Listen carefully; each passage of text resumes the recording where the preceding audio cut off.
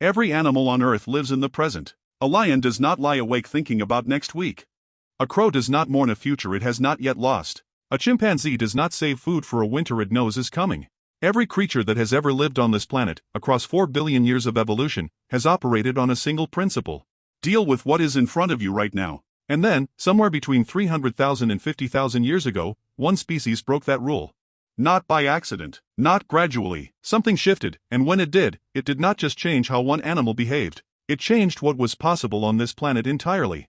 Every city, every vaccine, every war ever planned, every retirement account, every apology made in advance, every sentence that contains the word tomorrow, all of it traces back to a single cognitive leap that we still do not fully understand. The moment a human first imagined a future that did not yet exist. Neuroscientists call it the eternal present, the default state of almost every nervous system that has ever evolved. Stimulus arrives. Response follows. The animal is never anywhere except exactly where it is. Even species we consider intelligent are mostly locked inside it. A squirrel buries acorns. This looks like planning. It is not. The squirrel is responding to an internal hormonal signal triggered by shortening days. It is not picturing a snowy morning months from now and calculating what it will need. Remove the hormonal trigger and the burying stops. There is no mental model of the future driving the behavior, just chemistry following a script. Chimpanzees come closer. In 2009, researchers at a Swedish zoo documented a chimp named Santino who spent his mornings calmly collecting stones and hiding them. Then in the afternoon, when visitors arrived, he hurled them. He was gathering ammunition before the provocation existed, before there was anything to be angry about. This caused genuine excitement in the scientific community because it looked like anticipatory planning, and it was, in a narrow, specific, context-dependent way. But Santino never once prepared for a situation he had not already experienced. He rehearsed a known pattern. He did not invent a scenario that had never happened and prepare for that. That is the line. And humans are the only species that has ever crossed it. The fossil record does not preserve thoughts, but it preserves the evidence of them. For most of human prehistory, stone tools look almost identical across hundreds of thousands of years. The Oldowan toolkit, a basic set of sharp-edged stones, barely changed for 1,000,000 years. Then, starting around 300,000 years ago, something accelerates. Tools become specialized. Different tools for different tasks. Hafted spears that require attaching one material to another, a process that serves no immediate purpose and only pays off later during a hunt that has not yet happened. Ochre, a red pigment, starts appearing at campsites far from where it naturally occurs.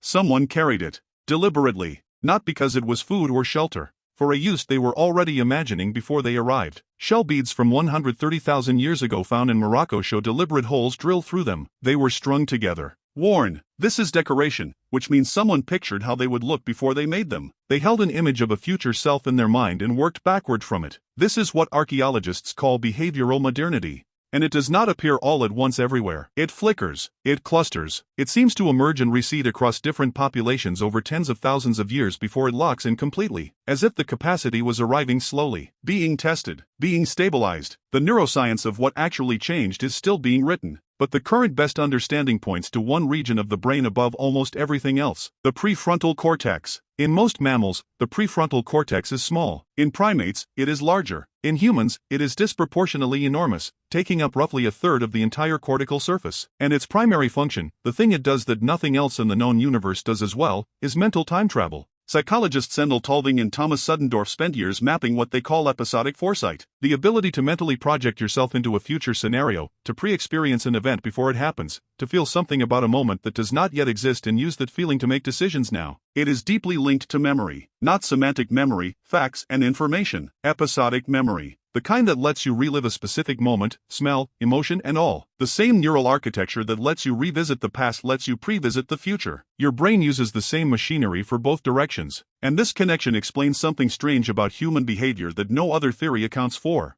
We are the only species that grieves in advance. A human told they have 6 months to live does not simply continue living until the moment arrives. They begin mourning immediately. They rearrange their life around a loss that has not yet occurred. They say things they once said. They make peace with people they have not spoken to in years. They do this because they can already feel the future. It is not abstract. It is emotionally real to them before it happens. No other animal does this. No other animal can. But the real proof of what planning made possible is not in a brain scan. It is in the archaeological record of a single behavioral shift that changed the trajectory of the species forever. Hunting. For most of early human history, our ancestors were opportunistic. They scavenged, gathered, took what was available. Hunting happened, but it was reactive. You saw an animal. You chased it or you did not. Then, sometime around 400,000 years ago, something appears in the record that should not be possible for a reactive brain.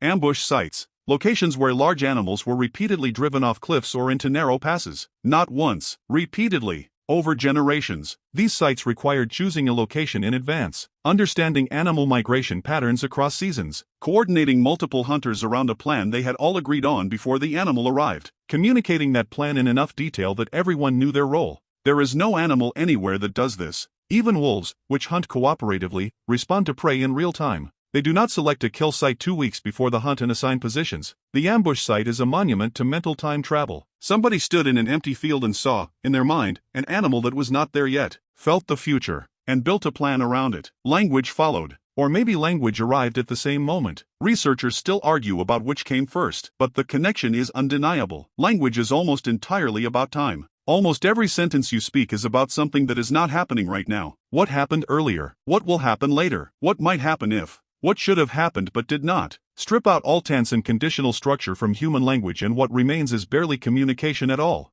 The linguist Derek Bickerton argued that the explosion of complex language in the human lineage was not driven by the need to describe the present. Animals communicate about the present just fine with signals and calls. Language was driven by the need to describe the absent, the not yet, the might be. We built language to talk about time, because once you can imagine the future, you desperately need to share it with other people. A plan held in one mind is fragile. A plan shared across 20 minds, argued over, refined, committed to, is something else entirely. It is the first institution, the first organization, the first society. Every structure humans have ever built, literal and metaphorical, begins there. There is a cost to this, and it is one we pay every single day. The same machinery that lets you plan for the future lets you dread it. The prefrontal cortex that runs your retirement savings also runs your anxiety. The mental time travel that made ambush hunting possible also makes it possible to lie awake at 3 a.m. rehearsing a conversation that has not happened yet, grieving a loss that may never come, replaying a mistake from 7 years ago as if it were still occurring. The Hadza man napping in the afternoon shade is not doing this. The chimpanzee is not doing this. The squirrel is not doing this. Only you are doing this, because the future is not real. It is a model your brain constructs and inhabits as if it were, and that model runs continuously whether you want it to or not. The same gift that built civilization is the engine of almost every form of human suffering that is not caused by immediate physical pain. There is no surgery that removes one and keeps the other. Every other species on Earth still lives in the moment that is in front of it. They do not save. They do not plan. They do not dread. They do not hope. They are locked, perfectly, into now. And for 300,000 years before the shift, so were we. Then something opened. A door inside the human brain that has never closed since. And through it walked every version of the future we have ever imagined. Good ones and terrible ones. Cathedrals and weapons. Medicines and catastrophes. Every act of love made in anticipation of loss. The moment a human first thought about tomorrow, they were no longer just an animal. They were something the planet had never produced before. Something that could hold a future in its mind that did not yet exist, and decide, right now, what to do about it.